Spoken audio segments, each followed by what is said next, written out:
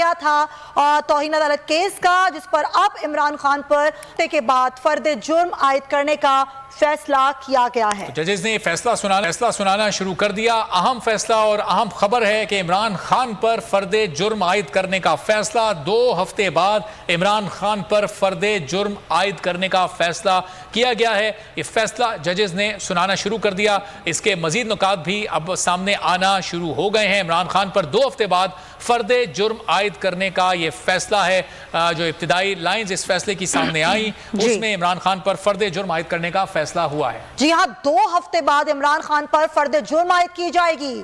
آپ کو بتا رہے ہیں کہ یہ فیصلہ جو آیا ہے، ظاہر ہے عمران خان نے جو تحریری جواب جمع کرایا تھا اس سے تو یہی لگ رہا ہے کہ عدالت کو مطمئن نہیں کر پائے ہیں، اور عمران خان پر اب 2 ہفتے بعد فرد جرم عائد کرنے کا فیصلہ کیا گیا ہے۔ بڑی خبر ناظرین تک پہنچا رہے ہیں، توہین عدالت کیس، فیاض محمود ہمارے ان سے بات کرتے ہیں۔ فیاض بتائیے گا، فرد جرم عائد کی جائے گی عمران خان پر 2 ہفتے